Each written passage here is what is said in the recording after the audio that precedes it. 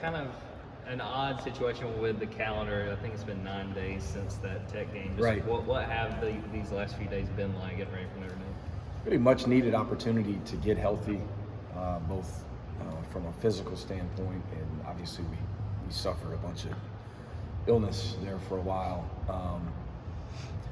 To get rest, to be able to focus solely on academics there for a few days, and we were a little rusty when we came back a couple days ago. Yesterday we were really sharp, as probably as good as we've been. Hopefully we see the same thing today.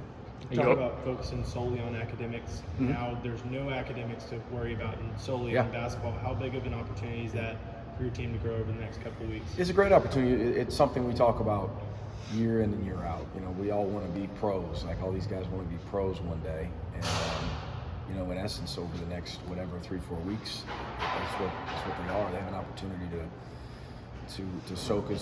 focus solely on basketball, to get in the gym a little bit extra, to focus on their bodies and their health and sleep and hoops, and that's it. Very little distraction. So some teams will handle that better than others. Hopefully we're one of the teams that really takes advantage of it. You know, a long time to stew on that Georgia Tech game, but you're talking about health. You were a couple of guys short there, and you came up a couple of points short. Yeah. Do you feel like you're back to 100%? You have everybody available for this game, and how much of a difference could that make? As of right now, right? So for today's practice, as far as I know, unless something changes the next few hours, we're at full strength. We were at full strength yesterday for the first time in a long time. And, Right.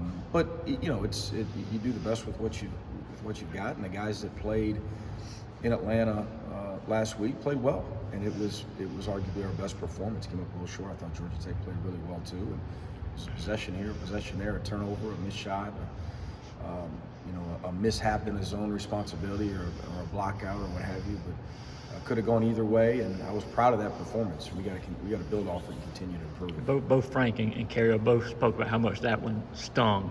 Oh, I mean, you hate to lose like that, but in one sense, to know that it means that much, to come that close and not get the win. You like seeing that? I mean, that it means that much to you guys. You got to be competitive. Yeah. You've got no chance. It's got to hurt to a certain extent, but we also can't dwell on it. You know, we've got to have a next play, next practice, next game mentality, and watch the film very closely, and not only some of the things that we just talked about that we could have done a little bit better, but we watch some positives too. Like, this is growth, this is development here. This is a play we wouldn't have made 3 weeks ago, so we showed some of that as well. You didn't know whether you were a Tony Rice or a Rick Morrow fan? Right? Both. Both? Those guys are studs. I was locked into Notre Dame football as a kid. That was my lifelong dream, to play quarterback at Notre Dame. Yeah. Did you play football growing up?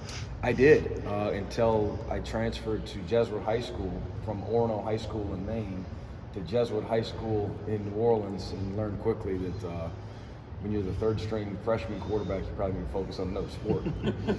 What about Notre Dame basketball? Was that something that you followed? Yeah, absolutely. So then, midway through that freshman year in high school, I put all of my focus into hoops, and got cut by varsity, got cut by JV, played on the freshman team, and at that point it was, maybe I could play basketball at Notre Dame. And they did recruit me a little bit. There was an assistant, Jimmy Black, who would send me letters from time to time. Didn't work out, obviously, but my brother, Danny, who's at Tennessee, actually played for Coach Bray at Notre Dame, so he got a chance to live it, and my other brother, Brian, is a Notre Dame graduate as well. Jimmy Black, who played in North Carolina? Yes. How about that? Yeah. Would you say your Notre Dame connections resulted in this game, or did this sort of just be born out of the group that sort of? Yeah, really just, probably first month on the job here, who's available, who's got interest, to play in an event in Atlanta. They happen to be one of the teams. That's it. I'm not overly eager to play Mike Gray. I don't know who is. Just a program I got a ton of respect for. And obviously my father hired Mike Gray, arguably his greatest hire of his incredible career. So it'll be neat to see Coach Bray and to compete against the Irish. It's an honor for our program. You've got a couple of guys on your team who played against Notre Dame last year. I'm not thinking Frank did. I know that at Syracuse. Does that, if any, help? I mean, as far as this game goes, not really. Yeah. Unless we jump in a little 2-3 zone, which Yeah. needs a lot of work. Yeah. What sort of stands out to you about this Notre Dame team? Ooh, they're they're pretty extreme in certain areas. You know, they're a very unique team. They're really big. They don't play very deep at all. They really shoot it. They do not turn the ball over, and they play at a very unique pace. You know, you can't speed them up. They're going to do what they do. They shoot the three well. They're really skilled. They're really sound defensively. They're going to keep it in front. We're going to have to make some shots. You know, they do a great job of defending the glass too. That's been a huge strength of ours. So it might be a little bit more difficult against these guys to get some of those extra possessions. Will your father be coming down for the game? I think both my parents will be there. Yeah. Will this be the first time he's rooting against Notre Dame? That's a great question. Maybe. Maybe. Yeah. Carrio mentioned the energy at practice. I think he said yesterday, and you had spoke about it too. Just what stood out about that practice and what everybody brought? A lot of things stood out. You said energy already. It's just the obvious, just the energy. You could feel it. Guys were excited to be there. We addressed our guys a couple days ago. It was almost, and you deal with that sometimes, unfortunately, in these spans, you know, of 12 days between games. Academics is over with. I really don't have anything else to do. And sometimes it can backfire. It can become drudgery. And so the challenge a couple days ago as we were leaving practice was, guys, I don't understand why we weren't incredibly excited to be here today. I know we came off with tough balls. We got a great opportunity this weekend. And guys this group's always responded to those little chats, you know.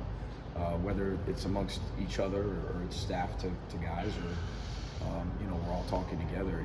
It's a group that's very receptive along those lines. And came back yesterday, and we were fantastic. Not that we made every shot.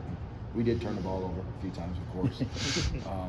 But our energy level, our focus, our attitude was really good yesterday. And that's what you're looking for every day. Did you mentioned this? They don't go very deep, or they don't try to go very deep. Right. And you guys, by contrast, play a lot of guys. I mean, twice as many guys, really. Yeah. Is that can be an inherent advantage in this game, or is it just style? So it could be an advantage, could be a disadvantage. I just don't know. I don't know how much. You know, we're still searching ourselves. If we're just dead set on we've got to play really, really fast and we've got to play a bunch of guys, we'd sell out to it. I'm not sure that we've made that decision to sell out to how many we're playing, how fast we're playing. Our tempo's a little faster than theirs, but we've had some positivity from playing a little faster, and we've also struggled when we've played a little faster too. So we're trying to find that happy medium of how many we're playing, how many minutes guys are getting, of course, what our rotation is, and what exactly is our best tempo offensively and defensively. You've talked all season about growth, and you said earlier that there were some things that y'all have done recently that you didn't do a couple weeks ago.